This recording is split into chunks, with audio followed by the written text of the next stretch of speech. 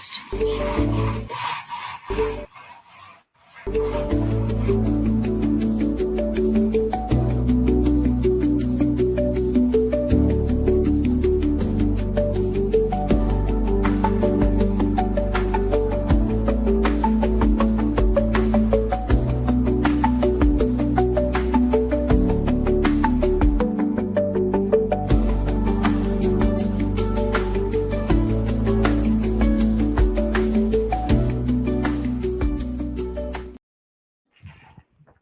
Evening all.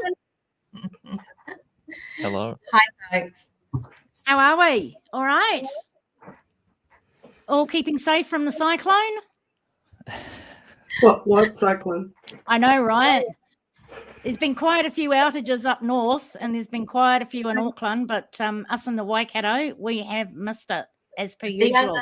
The other side of the Coromandel they've had flooding even all day today, but our side has been Fine. funny. Yeah, no problems. My thoughts to those that are sitting in tents up to their knees in water. Mm. All right. So this evening, welcome Taylor Ruddle.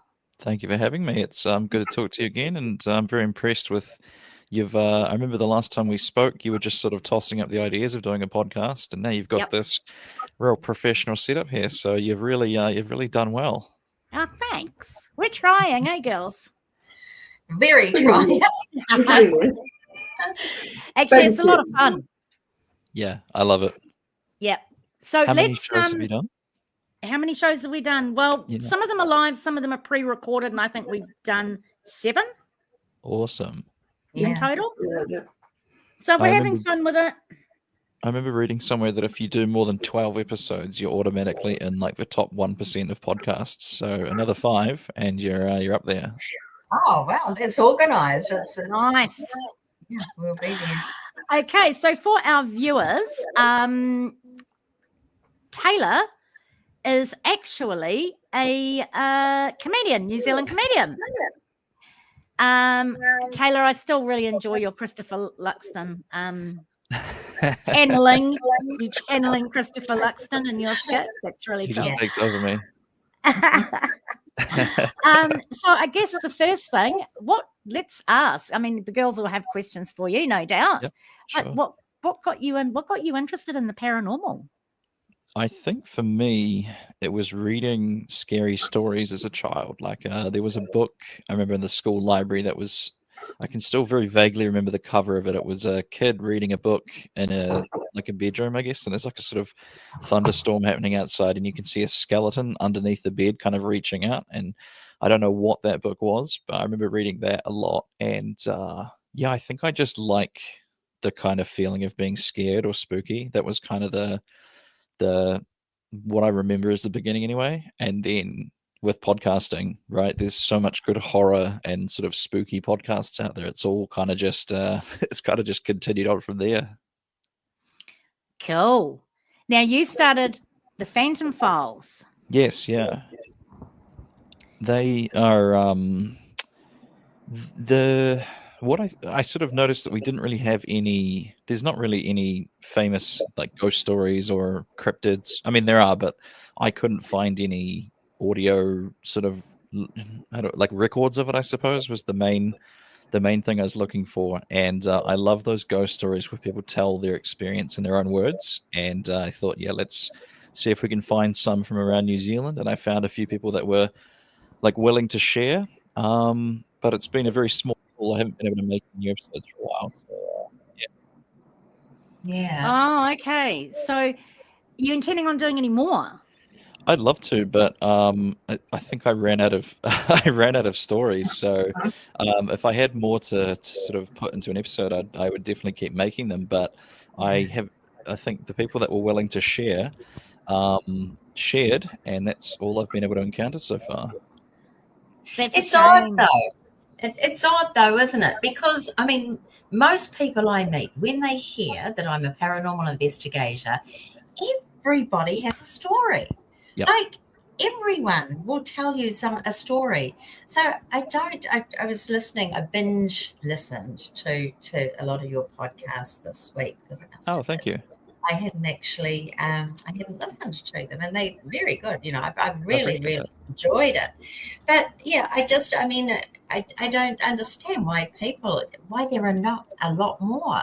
I don't understand why people are so reticent to come forward with their stories, because they certainly tell us all about them. Yeah, I think perhaps it's to do with the fact that there's that step in them having to actually record it and send it to me. I suspect that's where people are, they're hitting the roadblock and they're thinking, oh, I'm not tech savvy, I don't know how to do this. So probably if I had like a portable recording thing and I went around just asking people, I imagine I would get a lot more. But I'm Right. not sure how to go about doing something like that. Hmm. No, nor am Could I. be cultural as well, because some Yeah. people, they'll feel like they get judged or get told off, or Yeah, a lot of that people sort of did thing. mention that, like they appreciated my sort of lack of judgment, but I thought that wasn't even in my radar that I'd be judging people. I just sort of wanted a scary story. Yeah. Yeah, I think there is a fear there of being judged by relating something, or, well, not even so much judged, but like being called, like you're crazy. You imagined it all. What a load of shit, all that type of Yeah, thing. think And I you're think onto it that's there. what a lot of people fear. But we had some, Barb binge listened, didn't you, Barb, today or something? Oh, this week I've listened to. This I week. think I kept one, and I mean, what I found is that so many of the stories recounted actually resonate with me as a paranormal investigator. I heard of so many of these events. I've heard the same stories from various people, not just one or two. So yeah, I mean, it was actually really, really interesting to realize that there a lot of people have the same stories. For sure, Maybe. yeah. Yeah, maybe if they could submit them that anonymously.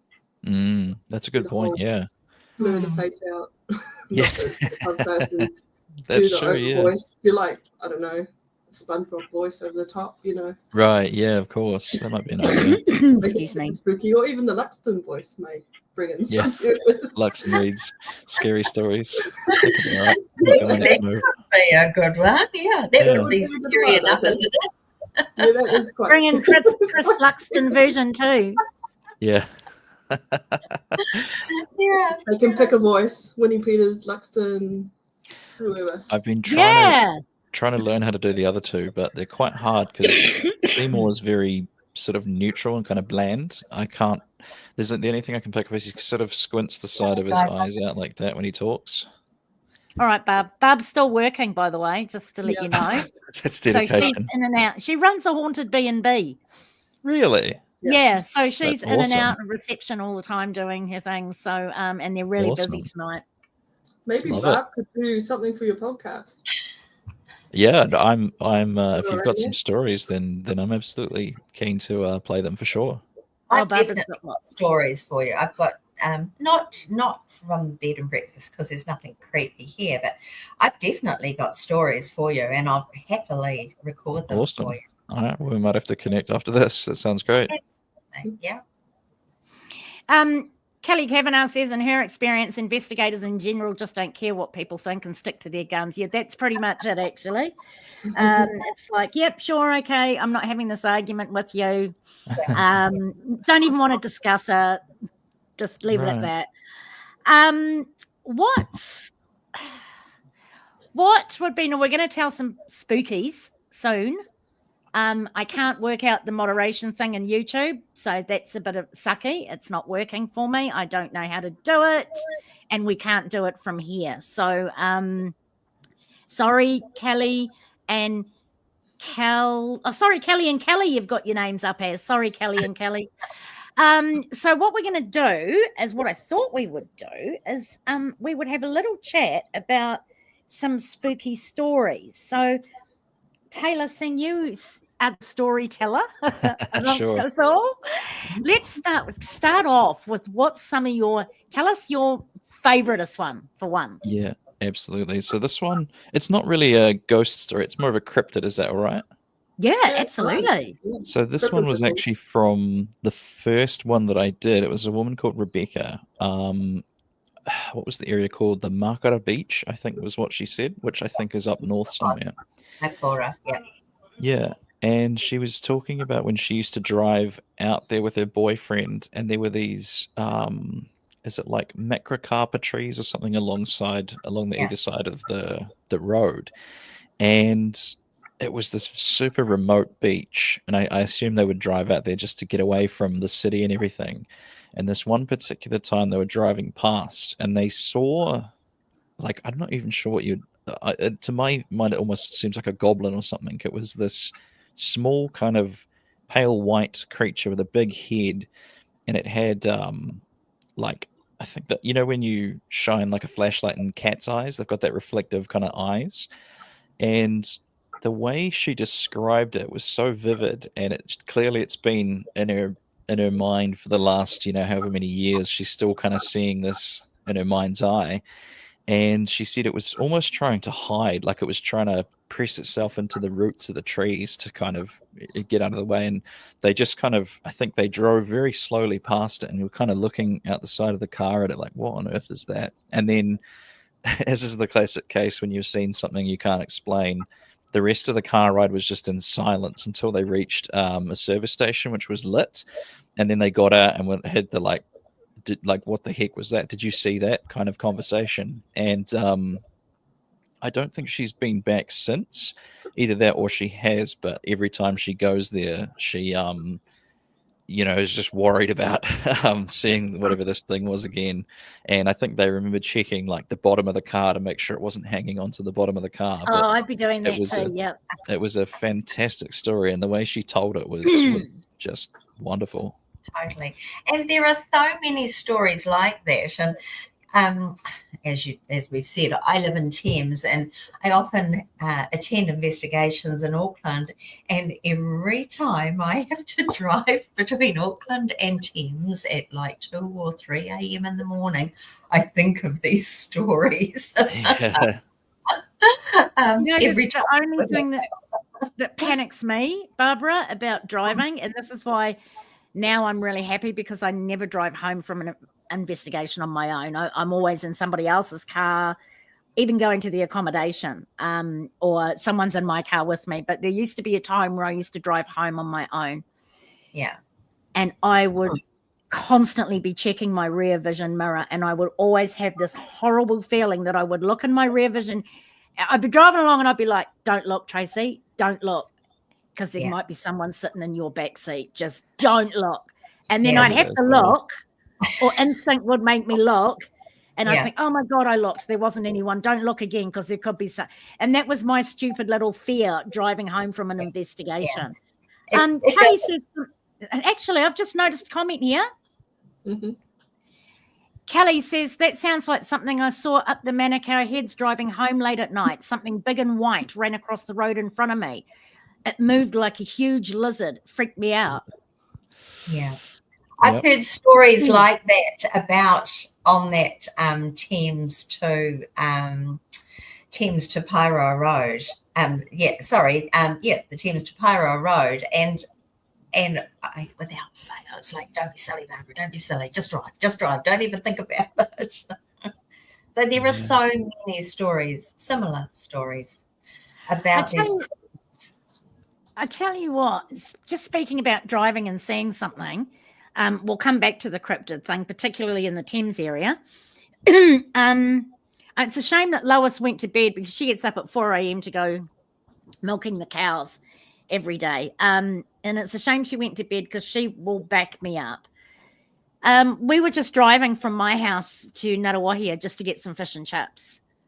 And along the back road, there is a marae.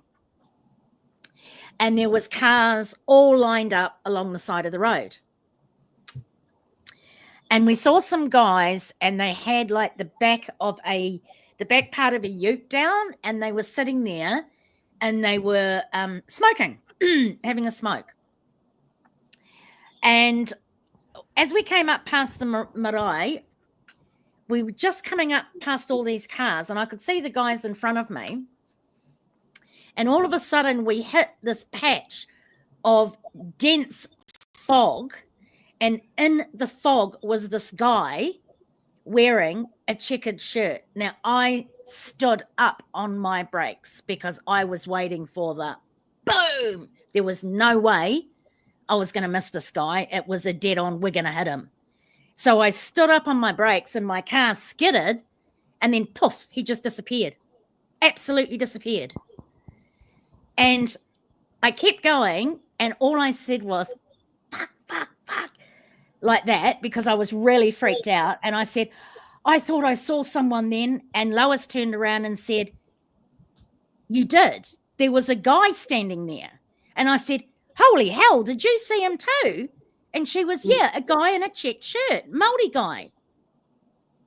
And she said, how the hell? She said, I don't know how you didn't hit him. And I said, I was driving and I looked at her and she was looking at me, and I said, I don't think he was actually there. I really don't think he was there, because there was no way on this earth I was going to miss that guy. He was right in front of the car, and I'm going 90, 100 Ks as we were passing.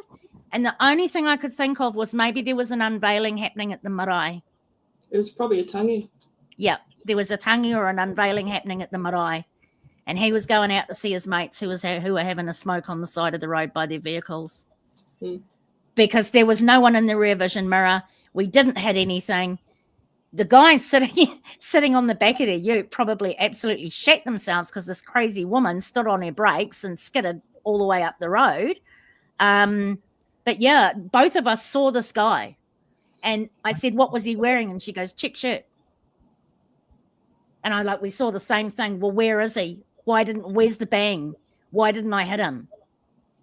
And then there was no fog. It was just that one patch. Wow. I never forget that. I was so freaked out that I wouldn't come past that way on the way home. I went the long way home. I said, I am not driving back past that again. But we both saw him. Now, getting back to Thames, Barbara. Or I've got a cryptid one that I've seen in 2 different places with cow growing at night. Go. A massive bird. Like, I've picked up, bit of backstory, I've actually picked up a swamp falcon, one of the biggest native birds in New Zealand, and it wasn't that. It was massive, and it didn't make a sound. I used to play this weird game called Ingress, where you go around and you try and basically capture the flag or capture bases and things like that. It's what Pokemon Go's based on now. So go around in weird places. Like the first place we saw it was on the North Shore. It probably was like 10 o'clock at night. There's no light. There's very little cell reception down there. And Cal was sitting in the car while my friend and I were out there with the lights, because there's no lights down there, car lights, trying to capture this area. And we didn't hear anything. And when we got back to the car, Cal was like, what the hell was that thing that swooped down behind you guys? And we were like, what thing? It's like, it looked like a massive bird, because all she saw was like white. And it seemed like a bird swooped down, which was really bizarre. We were like, I don't know. And she's like, okay, we're getting out of here now. Wow. And then we, like a few years later, we were driving around Pukekohe like late at night. You know how dark that is. And we saw it swoop down in front of a car as we went through the first sign. You go into town heading for Mercer. And I was like, what the hell is that? And she's like, that is the same thing I saw that night about 4 or so years ago, that swooped down behind you guys while you're trying to play Ingress down Balmain Road. There's a big forest park down there near the naval base, where the Navy stores all their ammunitions. So it's kind of like, is that like, I don't know what you'd say, Mothman type thing, or what? I haven't seen the bird. I've seen the shadow of it. And I had a witness with me at the time as well that I saw that years and years ago. And I've seen albatrosses, and it has nothing on an albatross. This thing was huge. This thing was I actually, you know what sprang to mind when I saw the shadow of it go across was a flying pterodactyl. Oh, yeah. The wingspan on it was It's just massive. like nothing I have ever seen before. And all I saw was its shadow. And I was actually sitting in a sacred grove up the Hakaramatas. And Was it at Nawahira. night? Was yours at night too, Tracey? No, mine was in broad daylight. Okay. I saw it in broad daylight, but all I saw was its shadow. I didn't see the bird itself. And I did loads of research into it, and I found the name of the bird, and I've just tried to look it up, and I can't find it again. And I cannot for the life of me remember what the bird was called. So is it an actual bird or is it a cryptid? This was supposedly, I just looked it up. What's the biggest one that we have? Was it a Haast eagle? No, that was nothing. Honestly, that was nothing on what I saw. Because that's the one that could pick up grown men and mowers. This was... We've still got the Haast eagle, haven't we? Or is it extinct? It's one of the largest eagles in the world. It would pick up a mower and it could pick up a grown man. Wow. It says wingspan of 3 meters. Yeah, it was big. There we Did it go. make any noise? There was absolutely no noise. Nothing. No noise. No, Wow. its wings weren't even moving. Yeah, it That's was like the it thing. swooped It was down, just like and it then was gliding. gone. Wow. Yeah. You There know how was- they dive? Yeah. It's like how they dive, but then it's diving, but you don't hear any flapping wings when it's dive, picked up the prey and taken off. Like, Wow. it is bizarre. It didn't make a sound.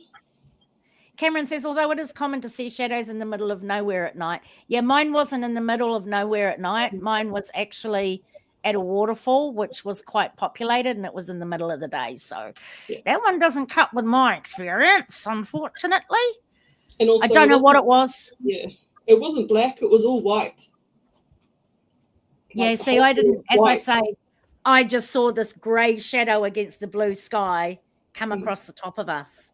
And I was like, and there was like a big opening right above this waterfall, and that's where I saw it. And the wingspan went right across the opening. It was so massive. Honestly, I'd be scurrying like a mouse to get out of its way because I'd be terrified it would pick me up. It was that big. Yeah. I mean, our car isn't small. It dwarfs the car. And it was so fast. And it was right in front of the bonnet. Interesting. And we were just like, whoa, what is that? It's back, whatever it is. Barbara, in your neck of the woods, I don't know if you've heard of the Mohau Man, Taylor? The Mohau Man. I don't think so, no. Cryptid of New Zealand. Right. Yeah. Is it like our Bigfoot or something? Yeah. Pretty much, yeah. I've not heard of this. Yeah. The New Zealand equivalent of. He's actually been, known to be in the Coromandel. You know, there have been reports of this cryptid around the Coromandel. People have, as I said, like often in thick, dense bush, but also there have been sightings on the main road, basically between Thames and Tairua, which just basically goes over the ranges, and literally people have seen this thing walking across the road at night, once again at night, which is really interesting. But I guess they might be a bit scared through the day, you know, it's a lot quieter at night. So yeah, there is that in the Thames Coromandel area, but also speaking of cryptids, Thames is well known, or the Thames area is well known for having, and I don't know if you, Tracey and Natasha, you've heard of the little gremlin type creatures that get reported. I've been told of them several times on several investigations.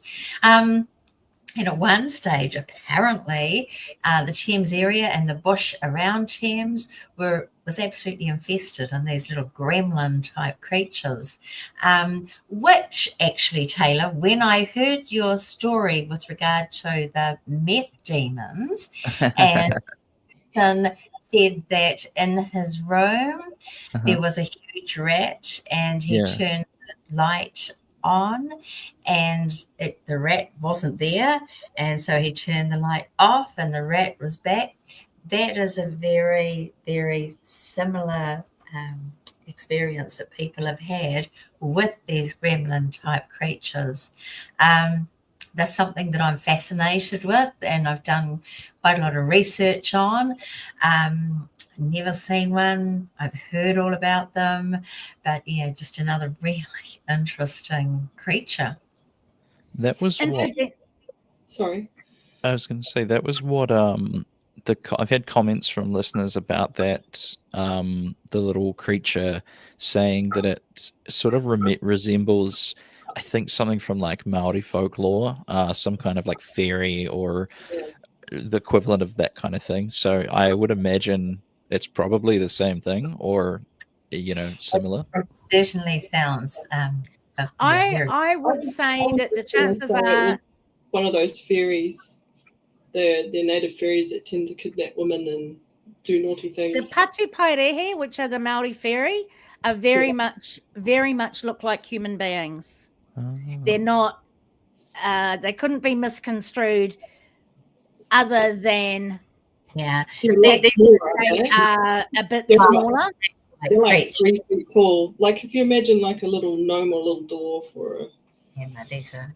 No, that's not how they've been described in the historical records, not the Patu Pairehe. Not that I've read, but there are other creatures, Maori mythological creatures, supposedly mythological creatures, let's just say. This is a whole podcast, isn't it? Absolutely. And which we should do. There are other little ones that are different than the Patu Pairehe. The Patu Pairehe actually are only housed in certain areas, and one of them is Mount Pirongia, and the other one is Mount Taranaki, I think, is their stomping grounds. And they are very much like very humanoid. There's no mistaking them as being humanoid, except you very rarely get to see them. The ones that have seen them describe them as humanoid, but a lot smaller, about 4 foot in height. Excuse me. And they charm the woman with their, funny enough, flutes and their reeds. They play the reeds and charm the woman that way, is what I've read. But excuse me, I got a terrible cough tonight. Normally they're seen at dusk. And they're up the mountains, and they're normally up towards the top of the mountains. And they only come down in the dusk, apparently. But there are plenty of other little Maori mythological creatures. They are, depending on the tribes, of course, as well, and the area in New Zealand itself, like to American Indian skinwalkers. Yeah.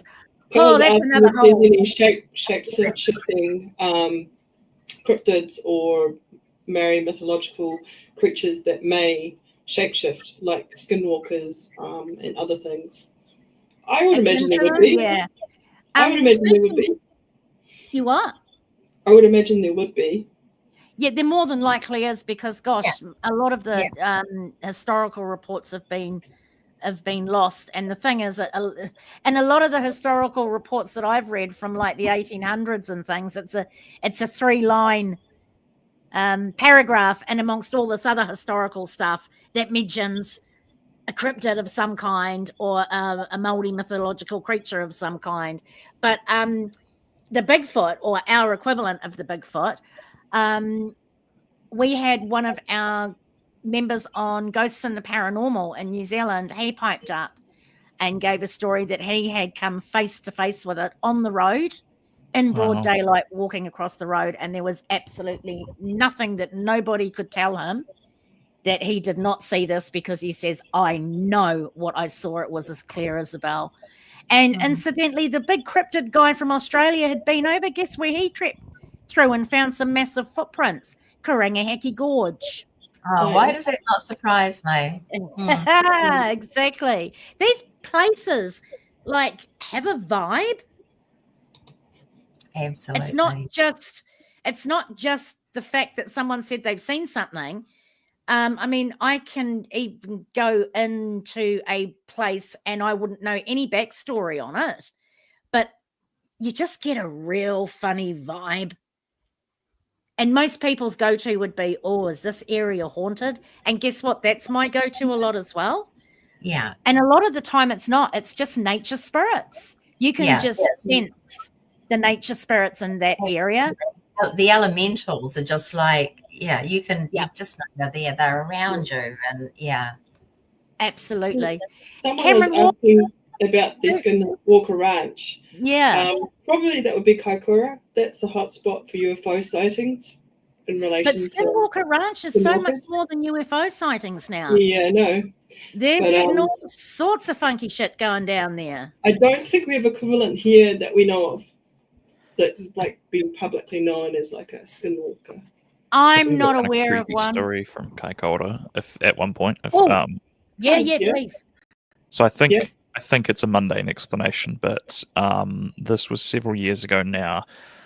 There was a much bigger comic than I am visiting from the UK, and he wanted to do, I believe he was staying in Blenheim, and he needed to get to Christchurch. So he had another comic who gave him a lift from Blenheim to Kaikoura, and then I drove up from Christchurch to Kaikoura, and then we did the show, and then I drove us both back to Christchurch. Holy. And so it was a long day. It was about 2 hours alone in the car. I left at about 6 or something to be there at 8. And then as we were driving out, it was quite dark. It must have been 10 or 11 o'clock at this point. And I believe there was some kind of storm happening up in Blenheim because the other comic left pretty much as soon as he'd done his spot so that he could get up there before, the storm rolled in, I guess. And there are these rocks when you're heading south from Kaikoura that's like you're sort of on this road that's winding along the side of the ocean, but there's Punakaki with the round rocks. Maybe, yeah. And there's a barrier, and you're sort of going through these cave things that have kind of been hollowed out, and we exited one of them, and then just this massive thing of water splashed across the front of the windshield of the car. And this is at about 11 at night. We couldn't really see much as it was. Weren't expecting that. And we're assuming it came from the ocean. But you can imagine the fright we got out of nowhere having that happen. Oh, God, yeah. We were just thinking, like, what on earth was that? And we hadn't seen any other waves breaking up against the rocks. But that was my only explanation as to what it might have been. But yeah, very scary to happen like when you're not expecting it. Oh, hell no. Especially if you haven't seen anything breaking the rocks previously. Yeah. As you're driving along. But it would be interesting to know if we have an NZ equivalent of Skinwalker Ranch. But I don't know that we do. I haven't heard anything. No. And this is New Zealand, and if there was, it would probably be kept so quiet. Yes, we would never find out. We would, everyone who involved or knows about it would be sworn to secrecy. Absolutely. NDAs all round. Yeah. So have you got any spooky tales that have happened to you, Taylor? I've got one that could possibly be paranormal. Have I told you about the door knocker when I was living in Japan? Yes, I remember this. I listened. Yeah, really interesting. I did tell it on the podcast, but shall I tell it here as well? Because you might have some insight. Absolutely. So we were, it was just before I was due to leave. My visa was sort of running out. And so I was sort of living with my, at the time, girlfriend. And she was in a loft style apartment. And she was up in the lofts. And her cat had taken to waking me up in the middle of the night. He would just, I'm not quite sure what he wanted. Maybe he wanted attention, or he just, I don't know. He was a tricksy little thing. So we were sort of shutting him in an area downstairs with his bed and some food and stuff, so that he was kind of limited in what he could do. And I think it was about 1 or 2 in the morning, and I'm downstairs with the cat, just sort of getting ready to shut him in, and then we hear this the front door kind of slam. Like it sounded to me like someone had hit with a flat palm, like just like that onto the wood of the door. And there was initially just one, and we both sort of like I was like, what was that? And then looked up sort of at the loft where my girlfriend was at the time. She's peeking over, and we're kind of looking at each other like, did we both just hear that right now? And then it was like a sort of another one, and then another one, and then it was like, as if someone was just hammering on the door like this. It was just sort of constant. And the thing that we found the creepiest about it was there was no calling out or anything. We figured like if it was someone who was, because we were in a student area, so we thought maybe it was drunk student trying to get back into the wrong apartment. But we figured if you were in that situation, you'd be calling out like, hey, let me in, or whatever it was. And it was just silent apart from this hammering on the door. And like the other thing that was the creepy about it was that it seemed like it was, if someone was actually hitting with their hand that hard onto the door, like there's no way you better do it for as long as it was. It seemed in that sense like someone supernaturally strong. And we didn't quite know what to do. Like I was tempted to kind of open the door and sort of, open it into the person and kind of, like it's kind of be on the on the front foot rather than on the back foot kind of thing. Knock them out. What's that? Knock them out. Yeah, or at least get them to kind of stop. And we were sort of, most homes have this intercom system where you can hit a button and kind of see who's on the outside. But we were almost like a little bit too scared to do it because we sort of thought maybe, well, right now we don't know what's happening. And suddenly if we look, then we're going to know. And sometimes you don't want to know. And that's very true, though. I remember it would almost like it would make it real if we saw what was on the other side of the door. And, because I'm expecting it to be someone holding a knife with a, hood over their face and whatever it is, some horrifying image. And like I was stood, Japanese houses have this little area called the genkan, which is like where you take your shoes off. And I was stood there and I could see the door kind of moving. I wasn't really worried that they were going to break it wasn't like a lot of force, but it was just this like kind of relentlessness. And I don't know how long it lasted for. It felt like it probably longer than it was, but I remember it was probably a good sort of 5 minutes, that kind of thing. And then as suddenly as it started, it just stopped. And the way that their balcony is set up is that they have these two sets of stairs. The whole building was kind of in a U shape, and they had these two sets of stairs, and they were very creaky stairs. You could always hear someone coming up and down them. And then even the sort of deck thing that people's apartments opened out to, you could hear footsteps kind of stomping around there. And we didn't hear anyone run off. We didn't hear any voices. It just, like that, it just ended. And so we kind of let it sit for a minute because, the next thing I'm just picturing the person's just waiting for us to, it felt like a trap, you know what I mean? Like they were waiting for us to open the door. And so I like very gingerly pushed the button on the little intercom and nothing's out there. And so I think, okay, so I opened the door to just confirm and nothing there. Nothing. So it definitely feels like something supernatural to me, but yeah. Ooh. And that's something that I really, really like about your podcast, Taylor, is that you always say, like it's possibly supernatural. Yeah. You're never saying this is supernatural, this is paranormal. It's like it's possibly, because let's face it, there is often a rational explanation for things that occur. We just haven't thought of it at the time. And so that's what I find really refreshing about your podcast is that you say it so many, there's possibly supernatural. I try to be as open-minded as possible. The other thing as well, when people have seen something, I kind of look at it like, well, who am I to tell them they didn't see that? And totally, like you say, there are definitely, our minds can be tricked, and easily. But at the same time, I think there's something sort of magical in hearing someone tell the experience back because to that person they experienced it. Do you know what I mean? Yeah, absolutely. And you're Yeah. not there. You didn't see it. You No. didn't hear it. You didn't Yeah. feel it. Yeah. Yeah, So you didn't get the can't feelings, really you didn't get the discount it. vibe. No. You can't really Exactly, say, Tara. no, it was, because a lot of people said, oh, was it a big, like with the bird thing? They were like, was it like an albatross? It's like, well, they don't normally fly that far north. No. And we don't have any colonies definitely on the North Shore in Auckland, and definitely up Kakawai. There's no colonies of them. There's some funny shit out there in the dark, massive. I'm telling you. Yeah, well, for someone running around in the bush in the middle of the night trying to capture things for a game, yes, we've heard and seen some really bizarre things. Mm. I bet. Speaking of bizarre, Taylor, what would be, out of your podcast, what would be the scariest story that you've had related to you, do you reckon? Oh, that's a great question.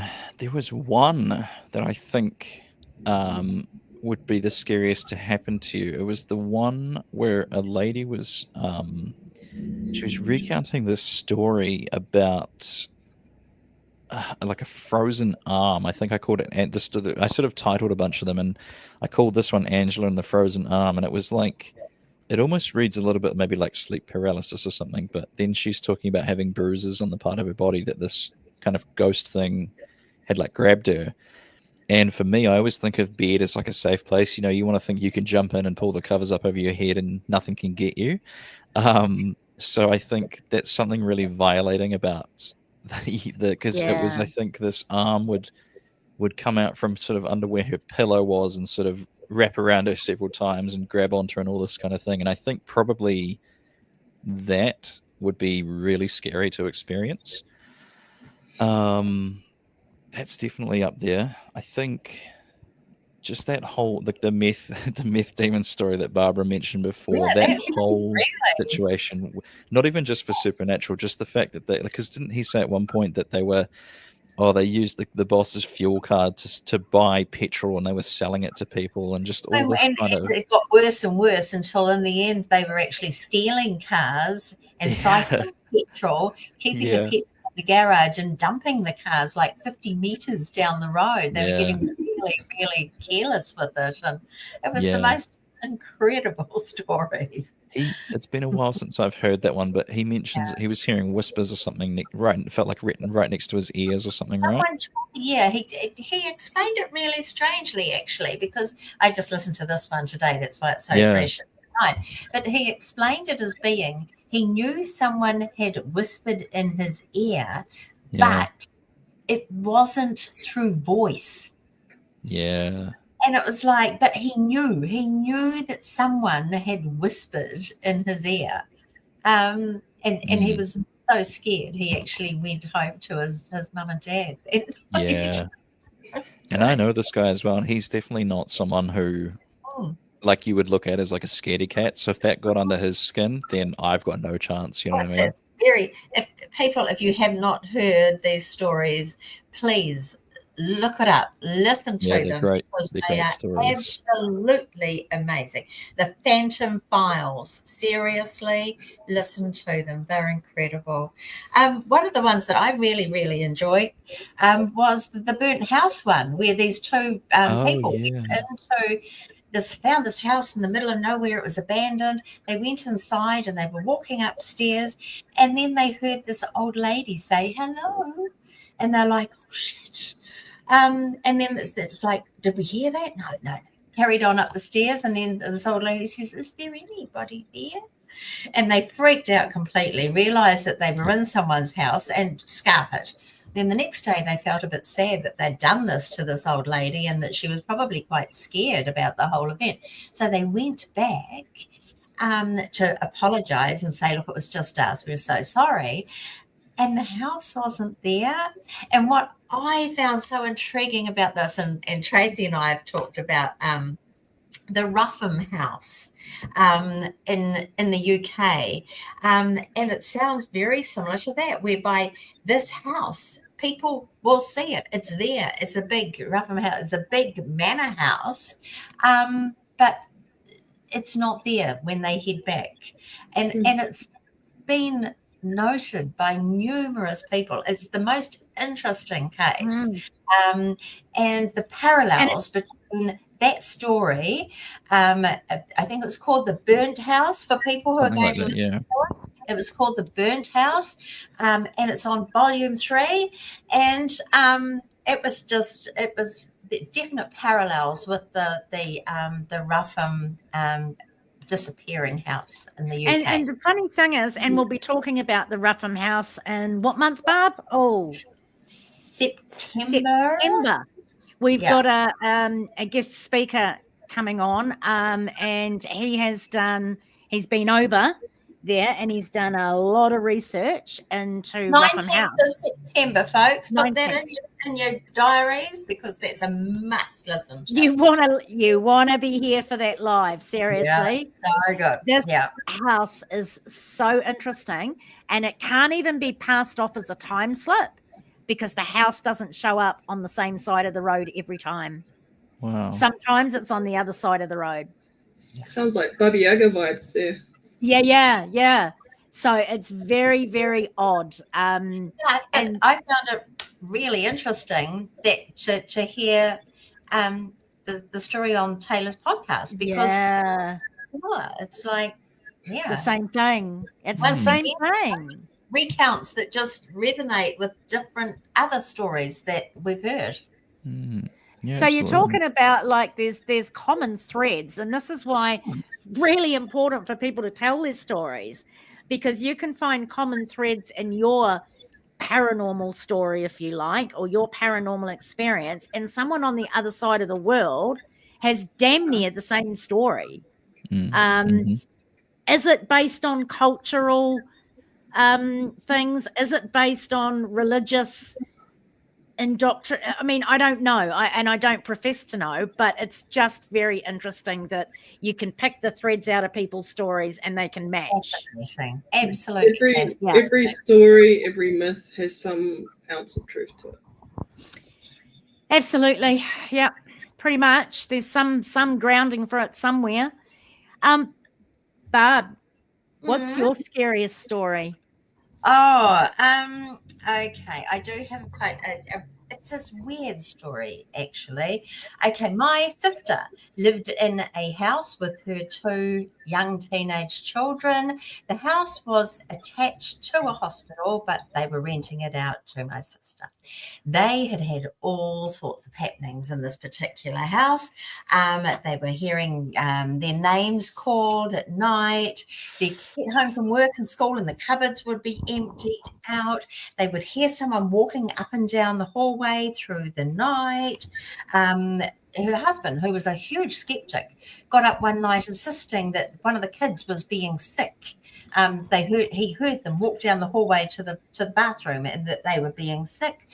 My sister's pillow, she was sleeping on it one night, woke up in the morning and it was in another room.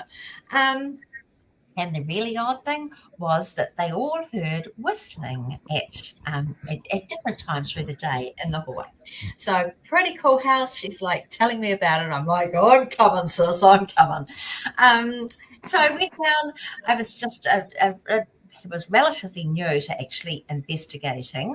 I had been an avid ghost hunter until then, but I did actually hold my own little investigation there. And then I'd set up a static camera in the hallway, and it happened to catch my nephew's room with the window. And when I reviewed it that day, just doing a quick review of the camera, someone in a white hood walked past my nephew's window. Now, the problem with that was that it was quite a high window. There is no way that someone walking past could have been seen. So that was like, what the hell? That's just plain. We all looked at it. It's like, ooh, and ah, and oh my gosh, Barbara's caught something, rah, rah, rah. You know what?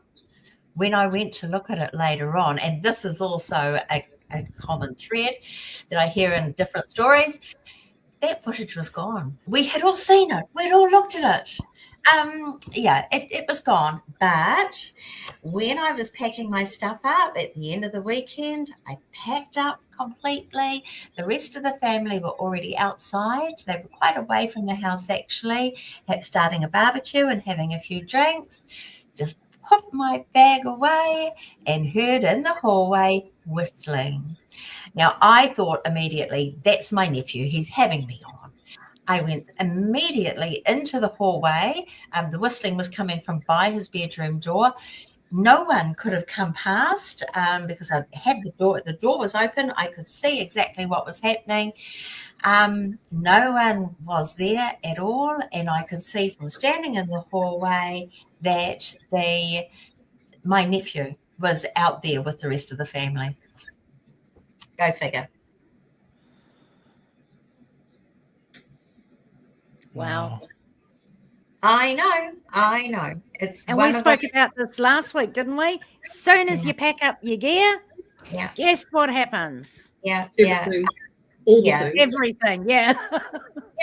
Everything, everyone, all the things. Whoever it was having me on. They damn well knew what they were doing, you know. Yeah. They were having me on. That's why I'm going to now walk out with a recorder going, but I'm going to pretend that I've shut We've it off. talked about doing that, haven't we? Yeah. We're going to do it. Definitely do it from now on. And just say, right, let's get all the equipment, let's shut down, get all the equipment turned off, but just pick up your recorder and just keep the damn thing going as you walk out the door. Yep. Turn it off when I'm in the car because I don't want to know if anyone's in the car. That seems like a wise move. I have big conversations in my sleep, and they can go on for hours. And Lois hears me all the time, even from another room, like she was 2 rooms away, and she can hear me having this long ass conversation with somebody. What the hell was that? Okay, now I'm scaring myself silly because I'm sitting here with the ranch lighter wide open. Dog, go out and see what it is. He's snoring on his back on the couch, all 55 kg of him. Was it a giant bird? It actually sounded like it. No, it'll be one of the possums from down the back. Nice. Because I've just got farm. I'm just a house with farm land all around me and trees and a gully with a big forest in it down the back. Anyway, what was I saying? Oh yeah, so I all night long apparently, and I'm laughing, and then I'm bollocking somebody, and then I'm laughing, and then it just goes on and on and on. If Lois was here, she'd tell you, oh my God, she does not shut up in her sleep. And I do it quite often. Now, Cleo said to me, you need to have a recorder going in your bedroom. True. And I went, no, I don't. And she said, but someone might answer you. And I said, and that's the reason why I am not having a recorder. I don't wish to know. It's my bedroom. That's my safe space. Yeah. So are you just having we're just hearing your side of the conversation, and in theory you're replying to things, but okay, yeah. Although I have had one person turn around and say to me, I swore I heard someone answer you. You asked a question and I swore I heard a male voice answer you. And then you started laughing. And I was like, yeah, I don't want to hear that shit. I don't want to know about that stuff. Just say, you're so funny when you sleep and leave it at that, okay? Through one night while you're asleep. I won't even tell you what the results were. You won't even know. All right, you can. Deal? Okay. Deal? Yeah, okay. You can. But I don't want to know about it. I won't tell you. Oh, yes, you will. You turn around and you go, well, I've reviewed that footage, Tracey, and you won't believe what we Video. Oh, Jesus. Tash, you got any spookies? More of a weird one. I like weird. I had a cat and he got to 17 and a half years old and I had to put him down and I brought the body home with me so that we could get it picked up, and so we could get Mr. Manly Man, who was a black cat, all black cat, cremated. And so we had him in one of our freezers, obviously. And the next day, after he got picked up, I think it was like Pets at Rest or someone like that picked him up. About half an hour after they picked up, this black cat came through the cat door that looked exactly like him. It gave me a heart attack. Whoa. I was just like, oh my God. First of all, I was thinking, did I put down the right cat? Was that my cat? No. And then secondly, I thought, because this cat had never come in the house, because we had 3 cats and a dog. So cats never used to come into the house except our 3 cats. And yeah, it turned out it was the cat I actually had put down was a 17-and-a-half-year-old Manly Man, and I never saw that cat again. So that was really bizarre. How bizarre! Did you try to like? Cats come around once; they come around a second time. Yeah, because it came in, looked at me, and then went out. Oh. Unless it went, oh shit, this isn't my house. This is not my house. But it was a splitting image of my 17-and-a-half-year-old black cat. Oh, that would have been awful for you. Yeah. It's traumatizing. I was like, what? Yeah. I was like, oh my God. That's oh yeah, it would be traumatizing actually. Yeah. Mm. I've just thought of, I suppose you could call it weird, but at the time it was really, really frightening to me. It was really frightening, and it happened in broad daylight. So I'll tell you mine, because I've got a few that are weird and I've got a few that are frightening, but this one was really scary to me at the time. I was in this property. It was the property that we were renting, and only Craig and I lived there. And we had no cats and we had a dog at the time. Now, Craig and the dog were out and I was home alone. And I'm pretty sure from memory it was a Saturday afternoon, and Craig and the dog had gone to see one of Craig's mates. So that meant they'd be gone for probably about 2 hours and then they'd be home. So I thought to myself, I better get in the freezer and have a look. And we'd seen things in this house before, and people had seen this black cat and said how cute my black cat was. And I said, I don't have a black cat. And I had about 6 people that said this to me. And these 6 people did not know each other. I mean, one of them was from Ireland, who was over here with me on holiday. But these 6 people did not know each other.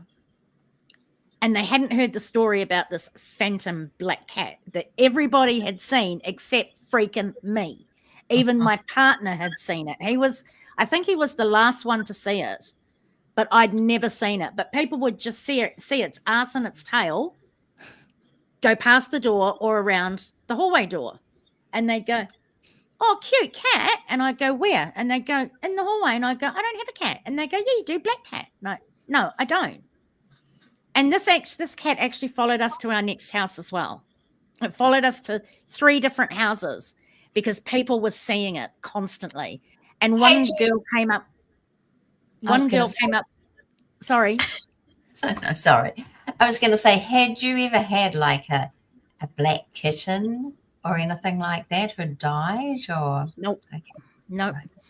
Right. Oh yeah, but it was a stray that I fed, but it wasn't. It didn't live with us. It came and went type of thing. But that had been like that. Maybe it was that, and it had just stayed. Maybe it did. I don't know. But this girl came up from Napier to stay with me, and I had a black cat then, right? And she said to me, oh, that little black kitten is so cute the way he follows your black cat round. And I went, what? I don't have a black kitten. And she goes, it was just a black kitten following your black cat down the hallway. And I went, no, I've only got Carly, my black cat. There isn't a second kitten. And she's like, but she was really freaked out, right? Yeah. But I'm getting off the story. Anyway, there was lots of strange things that happened in this house. So getting back to this afternoon, I'm deciding it's time for me to go and look in my freezer for some food, take it out and defrost it for dinner. Otherwise, there'll be nothing. So the freezer was on the bottom of the fridge. So I'm bending down. I can't do it now, but I was squatting I wasn't on my knees. I just squatted, and I pulled the drawer out, and I was rummaging through the freezer. Oh, I don't want that. No, I don't want that. Getting to the bottom of the pile type of thing. And the next minute, I felt this foot up my ass, and I went head first into the freezer drawer. And I pushed myself out of it, and I went, Craig, you fucker. And then I realized Craig wasn't home. In fact, there wasn't anyone home. And the next minute, I hear a little giggle, and then I hear little feet run up the very long hallway that we had. Wow. I'll tell you what the next thing was. I slammed that freezer door. I opened up the fridge door. I grabbed a bottle of wine. I grabbed a glass out the cabinet, and I went and sat out by the pool for the rest of the afternoon, and I did not go back in that house. Oh, God. As you do. But I tangibly felt a foot up my backside that tipped me just enough. It wasn't hard, but it was just enough for me to lose my balance because I was squatting on my tippy toes and go head first into the freezer drawer. So and then it wasn't have the giggle and the running. It wasn't a little kitty. It was no. It definitely wasn't. It was someone having a good laugh, though, I'll tell you that. But I was so frightened because, one, I just didn't feel something. I audibly heard something, but I also tangibly felt something. And I think that was what frightened me the most. So the footsteps, they were cat footsteps when you said you heard. No, they were human footsteps. But they were like, yes. It was like a little high-pitched giggle, and it was like a little dwarf running. It was like a little kid running. That's what it was like. And we had a hallway that was quite a long hallway that went through a room that I used as an office, bypassed an ensuite, went down 2 steps into our bedroom, but there was also another hallway that came off the main hallway and went round the other way of the house. So I wasn't going down there to figure out where the hell this thing had gone. I just grabbed my bottle of wine, grabbed a glass, and legged it outside the French doors, slammed the French doors, and sat there on the deck until he came home. So did you ever see the kitten? I never saw it. Okay. Nope. Everybody else saw this little black kitten, or small cat, as some people refer to it. I never saw it at all. I was the only one that never saw it out of everybody. Okay. Wow. And I noticed Kelly said that she saw her tuxedo cat run through her flat after the cat had passed away. Wow. She just says, wow, that's but what this little thing was, but honestly, I just thought, this is not right. This is, I'm not having this. I'm out, mate. I'm out. And I did not, I think for about the next 3 or 4 months, I refused to be at home alone. So if Craig was saying I'm going to my mates, I'm saying I'm coming too. If Craig was saying I'm going to the shop, I'm going, the whole family's going to the shop. Come on, Ketha, jump in the car. And we all went. Just so that I didn't put myself in that position again where something could possibly occur again. But yeah, there you go. You haven't seen it since, or you haven't? No, that's the thing, isn't it? I mean, these things they'll happen usually just once, and it'll never repeat. Fleeting. Yeah. It would make our job much easier as investigators. They would do it again, but of course not. It kind of makes me laugh when you see some ghost hunters and some investigators, or all ghost hunters and some investigators, going out and they hear a knock or something and they go, can you do that again? Well, you don't even ask, because they just never do. They never repeat it on demand. You've got to try, though. You've got to try. Why didn't you just do that just before I turned my recorder off? Why did you, I know. Yeah. I've got sort of a weird one that's a bit scary and a bit weird that's stuck with me for like 28 years now. I think was when I sort of learned about this. If you'd like me to share that. From when you were 2? Yeah, I was probably 5 in primary school. So facetious, Barbara. A friend of mine, he was always like I always felt like he was kind of a lot maturer than the rest of us were, and so he was always, he was reading like proper books and stuff when we were little kids, and he was telling me this one. I don't know. He's not sure if it was a dream or not, but he woke up in the middle of the night to he's had like a bed, what do you call it, like a lamp next to his bed, and he woke up to have a drink of water, and he said he heard a real whispery kind of voice say, "Did I wake you?" And then he sort of went, "What the fuck?" And then he turned all the lights on in his room or whatever, and somehow he managed to go back to sleep after that. But we had no idea what that was, and genuinely, whenever I'm walking around in the dark in my house, I'm almost expecting to hear some voice say, "Did I wake you?" I don't walk around in the dark in my house. Yeah, I try to avoid it too. Like, See, I like it. I like it. Yeah, I do it too. I don't like bright lights. No. So I'm just I'd rather be someone whispering, "Did I wake you?" I'm like, no. Just get up and go to the toilet or whatever. No, I hate it. I think I do think that like your imagination, the worst always happens, Yeah. And your imagination just causes a lot, and this is another podcast we could do, because you start to think about the possibilities and what might happen. It's not going to happen. I just keep myself safe in the fact that I have a 55 kg Rottweiler cross sleeping right next to me on my king size bed. If any shit's going to go down, he's going to pick it up before I do. Fingers crossed, please, gods, please. Yeah. I mean, saying that though, there's been a couple of nights that I have had, like, how people go, "Oh, there was definitely something there because the hair stood up on the back of my neck." I've had that when there's nothing there, like I'm drifting off to sleep or something, and my dog all of a sudden lifts his head and goes, "Oh my God." And I go, I'm lying there and I'm just like, frozen. Eyes going left to right, trying to strain to listen to hear anything. And then the dog again goes, and I think, oh my God, no. See, that's your imagination again. Yeah, it goes tickety, tickety, tickety. I know. That's when you should just get up and walk around in the dark. But 9 times out of 5, just wait another 2 or 3 seconds. I can hear a farmer's tractor over in the paddock, and that's what he's growling at. Yeah. Or there's a truck that's just gone past way down, because we've got a very, very long driveway, and he's heard that, and he thinks it's someone coming here, so he's having a growl at that. So there is always, there's always a reason why he growls, but it's just when you hear that low growl, I just freeze under the blankets thinking, shit, he's picking up on something that's just walked in the room. Yep, the imagination goes crackers. Yeah. Anyway, we've been on for nearly how long? An hour? Yep. Nearly an hour 10. Nearly an hour. I think we're just flies by, doesn't it? Pretty much done. Mm-hmm. So, hey, thanks. So you're going to be doing any more Phantom Files podcasts if we can drum you up some business?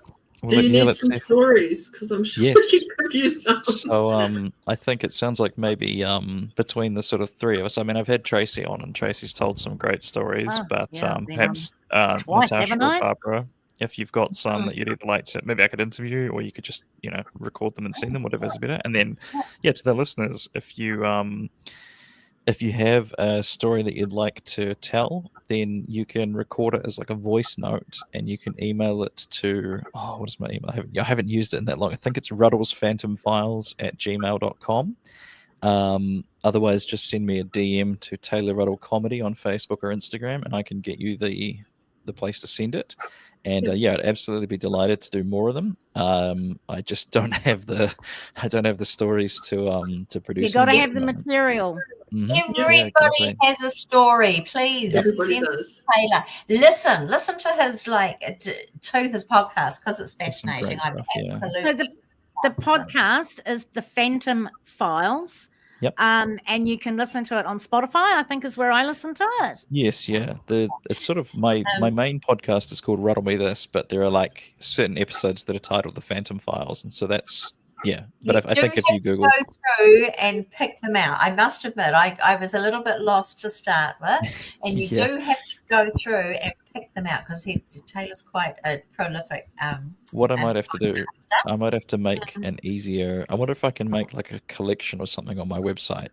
I'll try to do that if I can. Yeah, that would be a good idea. Yeah. Yes, I think you're right. Put them in a Phantom Files folder, so to speak, Yes, so people can I just think click that's a on great that and idea. get all the episodes. Listen, folks, because it's really amazing. It's got some some really great cool stories. stories on there, and if you can add to them, guys, please do, because we don't have that many great NZ podcasts around, and we've got some great material in this country. We should be chucking out some good podcasts. And just from what I heard today, like if you're scared, if you don't want to say your name and you don't want to actually record it yourself, get hold of Taylor. Say if I'm saying this wrong, Taylor, get hold of Taylor and he will help you with it, or even get someone else to read it for you. Couldn't have said it better myself. Yeah, perfect. All right. Well, thanks for coming on, Taylor. It's been so much fun having a chat. Yeah, it's so nice meeting you. Nice to meet you all. Yeah. And we'll get some stories together, and we're looking at hopefully having a spooky Halloween storytelling session, aren't we? Oh, nice. That'll be fun. Thanks, Jared. Nice to see you. Let's see if we can get some stories together for a spooky Halloween storytelling session. Yeah. We'll podcast that and see how we go, eh? Some stories. All right. Okay, so what do we got next week, Barb? Have you got the schedule there? I have, actually. I just happen to have it here, although I don't have my glasses on, but hopefully I have it. Oh, it's going to be so cool, guys. Next week, we're actually going to be talking about review, analysis, and evidence presentation, along with reflection. So that's a really biggie. And you're going to learn heaps from it. We all have sort of, although we kind of all do the same, I'm sure there will be differences that we do. And we can just walk you through what we do and how we go about it and how you can review your own evidence. So we'll see. That's not going to be a live, though, is it? No, it's not, actually. I've lost it again. No, it's not. But hey, if you've got any questions or any burning comments you want to make, just email us, and and we'll make sure we answer your questions. Yep, just send either myself or Natasha or Barbara a PM, or you can fire them through to my email, tracyroyce1965@gmail.com. We must get a Paranormal Pals. We must get a Paranormal Pals email, actually, thinking about it. Or they could just so unorganized. They could just comment on this live if they like. We can contact them. They could just ask on this one. Yeah, absolutely. Not just a pretty face. Look at that. Hello, so just comment on the live, even leave us a message.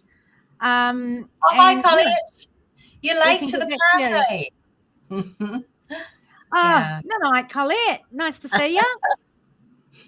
All right. Well, thanks, everyone, for joining us. And thanks to Taylor Ruddle for coming on and having a chat. And hopefully we can get some stories drummed up, eh? Yeah. All righty. I'll definitely send you stories. Night, everyone. Bye, guys. Everyone. See you next week. Okay. Bye-bye.